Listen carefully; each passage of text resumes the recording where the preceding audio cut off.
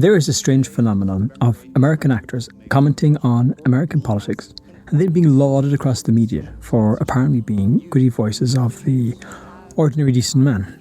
To be a part of that decision. You might think it's not important, you might think you're not important, but that's not true. And the only way we can prove that to you is by having lots of famous people. Lots of famous people. Lots and lots of famous people. Just a shit ton of famous people. A notable example of this has been Robert De Niro, a fine actor, but an important voice in the world of political analysis.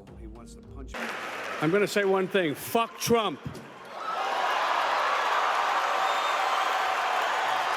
This is hardly finger on the pulse stuff.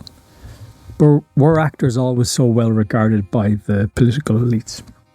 If I told you that Cicero himself thought mankind was built to act, what would you think? Well, you'd have to think that was wrong. Cicero means to act, as in to do, coming from the verb ago agere egi actus. To be a man of action doesn't mean to be an actor. Most definitely does not mean acting in the sense of the stage. So did the Romans hold that type of action in high regard? Looking back, it appears that they did not. Actors in Rome were typically called histrio or histriones. In the plural, it's said to have come from an Etruscan word for dancer. It's where we get the modern English word histrionics. Livy recounts how actors in general were excluded from the tribes of Rome and not allowed to enter into the army. No prostitutes, actors, or unclean tradesmen may attend. Why were actors held in such low regard? We need to recall that Roman values were grounded in what was known as the mos maiorum, the way of the ancestors. One of the most important values was virtus, the quality of masculine excellence as depicted by a soldier and general, and it is very much that combination of a soldier and a general representing the two aspects, the sheer raw physicality of a soldier, and yet at the same time the requirement for an intellectual and a thought-through dimension that a general must have. The Romans were very aware that it was a deeply masculine expression. Cicero himself writes that the word virtus was derived from the word for man, which is vir in Latin. In Tusculan Disputations 243, he says, "Appellata est enum ex virro virtus," that it's called from or named from man ex virro. But before you experience a type of Pavlovian response to this, if you're that type, you need to consider that the statue used in ancient Rome to depict virtus was that of an Amazonian figure equivalent to Roma herself. And if you think this was just an oddity, a Roman exception, you need to consider that the Greeks depicted arete, which is realized excellence, and most assuredly an equivalent or related type of characteristic from the Greek world, that was depicted using a goddess as well. So we must not use paper-thin modern analysis to try to assess ancient traditions. Virtus, what does it mean? It means something more than just physical presence, though it most assuredly demands that. But it also means a moral excellence of a person, exemplifying excellence itself. It's this desire for excellence which became a driver for so many of the early achievements of the Roman Republic.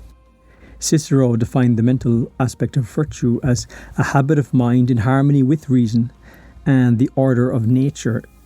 It had 4 parts: wisdom, justice, courage, and temperance. A habit of mind in harmony with reason and the order of nature. This is the secret to the flow. Now we know what virtue is. Could an actor have virtue? Did the Romans think actors had virtue? Let's get back into how poorly Romans thought of actors.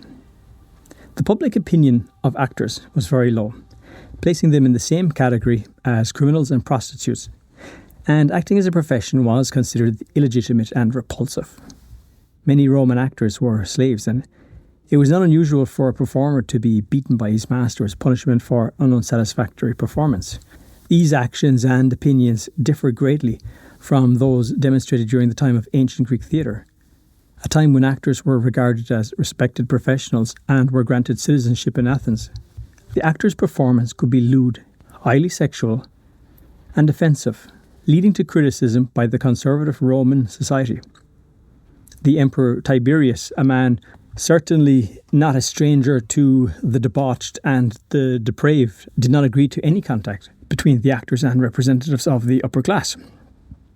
In the days of the early Republic, women were barred from acting due to the sordid nature of the profession. In imperial times, many women became famous actresses, which was criticised by the male side of the profession. What was so awful about acting? Well, naturally enough, there was the usual vulgarity and lewd material, and I'm sure the Romans liked a bawdy joke as much as the next person. But another dimension was acting frequently attracted a certain type of character. And this, I think, is the rub as to why the Romans did not like acting. Suetonius, in his History of Tiberius, has this to say about how actors affected society. Notorious women had begun to make an open profession of prostitution to avoid the punishment of the laws by giving up the privileges and rank of matrons, while the most profligate young men of both orders voluntarily incurred degradation from their rank so as not to be prevented by the decree of the Senate from appearing on the stage and in the arena. All such men and women he punished with exile to prevent anyone from shielding himself by such a device. And in the Latin, that will be Eosiasquam nes nequad refugio mentali frauda quiquam esset exilio deficit. But beyond this, there is another aspect of acting which goes to the opposite of what virtue is. Acting is grounded in fakery and a separation from reality. The very essence of virtue is the performing of egregia facinora, outstanding deeds, and being truly excellent in conduct is to ground oneself as correctly as possible in the word. This gets back to what Cicero mentioned. It's a mode of being, whereas acting is a mode of pretending. Indeed, the actors wore large masks with exaggerated expressions which could be seen from the back of the theatre, so the audience could tell how the actor was feeling. The mask conveyed simple emotions in its expression, such as happiness, sadness, regret, or fear. And research actually does appear to show that this was the intended case. It was to amplify the voice and to project it into the back of the theatre and to allow a person to be able to see. So the masks served a purpose, but they also served to separate the man from reality. The masks were colour-coded, brown for men and white for women. Later ancient Roman comedy used half masks for certain characters. While recent studies have suggested masks helped with acoustics, a Roman could not, to my mind, have avoided looking at the actor as being someone whose actions and mode of being was buffoonish and unworthy, even if the words being spoken were high-minded. The stock characters didn't help. There was the adolescens, the young, love-strung and not too brave lover. There was Leno, the immoral deviant. There was the Miles Gloriosus, the braggart soldier. Fun as they were, they could never have been thought as capturing the spirit of a civilization. Now, what about De Niro? Consider this. Cicero says in De Officiis, Book 1, Virtutus enim laus omnia in actione consistit. He says, the whole glory of virtue depends on activity, back to being an actor, a doer, not an actor, a pretender. Not the appearance of actions, but actual actions. Not the depiction of outstanding deeds, these egregia facinora, but the actual performance of those deeds. I've long enjoyed De Niro films, but now I see more clearly that this was predicated on De Niro staying in his domain as an actor. When somebody looks at Travis Bickle face his demons in an intense attempt to transform the trajectory of his life. June 29th.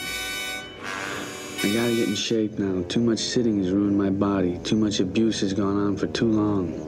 From now on, it'll be 50 push-ups each morning, 50 pull-ups.